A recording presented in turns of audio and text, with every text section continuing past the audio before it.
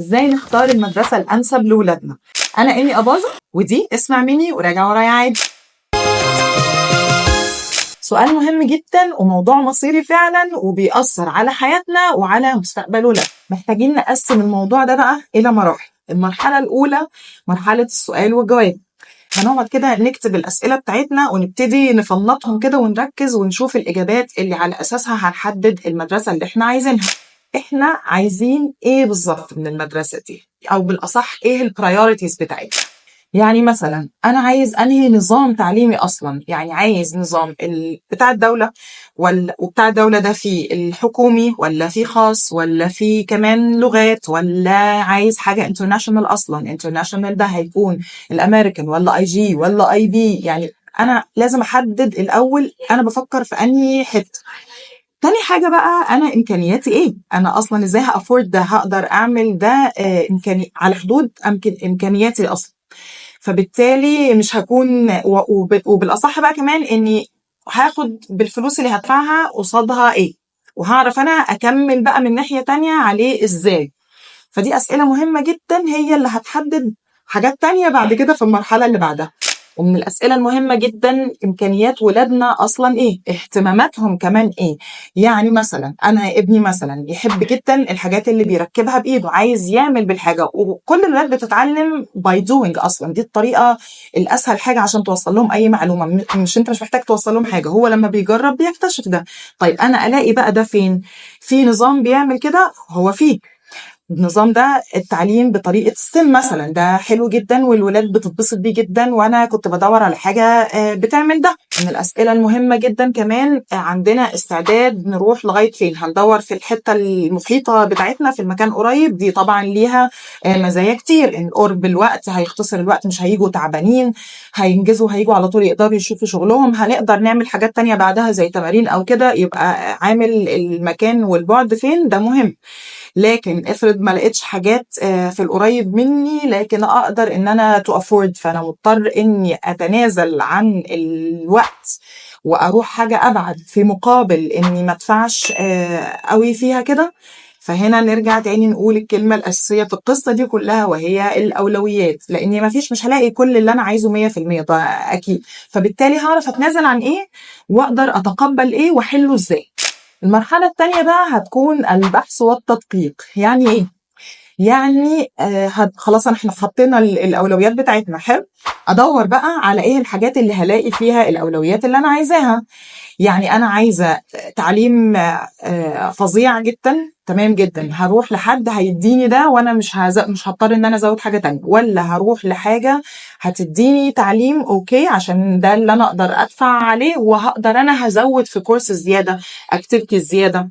وبعدين ادور في البحث بقى في انه فين المكان اللي المدارس اللي بتعمل كده. والاهم بقى من كده اني اشوف الريفيوز عنها، اشوف الصور بتاعتها، طبعا الصفحات بتاعت الفيسبوك بتاعتها، ادور اكيد. ولو اعرف ناس فيها هبتدي اكيد اسال اصحابنا، قرايبنا، جيراننا. بما اني بشوف انا ايه اقرب حاجه ليا يبقى هدور في كده، او اني هدور حاجات اونلاين. بس هنا فعلا دوروا كويس واسالوا كويس جدا، لانه وبرضه مش حد واحد، يعني تسالوا كذا حد، لانه كل واحد عنده الخبره بتاعته هو، او الاكسبيرينس اللي حصلت معاه هو. نرجع نقول ان احنا هنا برضو بنسمع بس او بنتفرج وبنشوف بس، لسه احنا كمان بنفكر وكمان نوري معانا اولادنا. يا ريت نفرجهم معانا في المرحله دي، بنوريهم معانا. ولو رحنا احنا كمان زياره يبقى يا ريت. كمان في فيرز كده بتتعمل، بيجوا هم يعرضوا عن مدرستهم، دي بتكون حتى اسهل بدل ما احنا نروح ليهم واحد واحد بيجتمعوا كلهم في مكان واحد، ده بيبقى اسهل علينا. وكمان في الحاجات دي احيانا كتيره قوي بيدوا ديسكاونتس. في حاجة مهمة كمان عايزين نفكر فيها، الوسط الاجتماعي اللي بيكون في الولاد، بمعنى مين اللي هيكونوا معاه. لو حاجة فانسي قوي يبقى أبقى فاهمة كويس الولاد هيبقوا مع مين وهيتعاملوا ازاي، واللبس بنتكلم في ايه، والخروجات بتمشي ازاي. فنبقى فاهمين احنا هنقدر نمشي مع الكلام ده ولا لأ، عشان يبقى في بينهم يعني تفاهم، ويقدروا يبقى في نفس الوسط. يعني نراعي قوي موضوع اللي هم هيكونوا مع مين برضو في نفس المدرسة. يعني الموضوع ده مهم عشان هو مش مجرد على الإمكانيات المادية قد ما كمان الجزء الأخلاقي أو الجزء اللي احنا بنتقبله، التعامل بيكون ازاي، الرولز بتاعتنا تشبه بعض.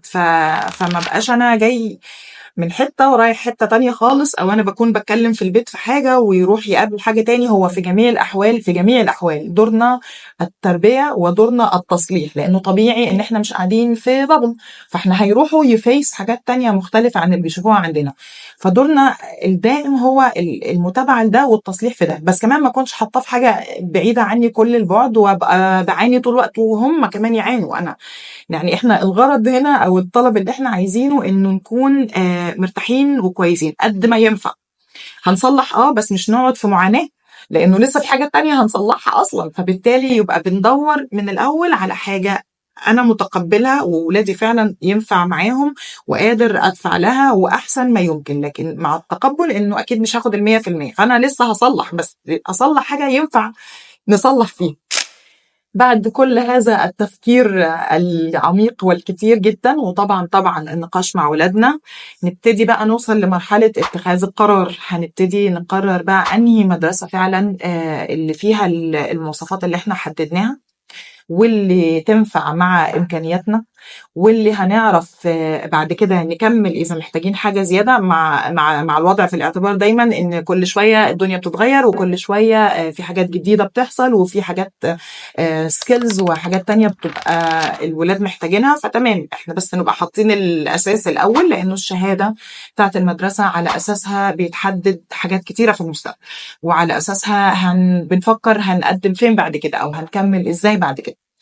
فبالتالي دي التبس اللي هتقدر تساعدكم جدا في اختيار مدرسة مناسبة لولادكم، وبالتوفيق لكل الحلوين.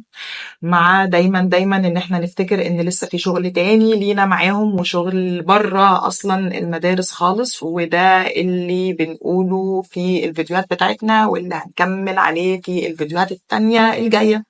تابعونا، لسه عندنا كلام مهم كتير.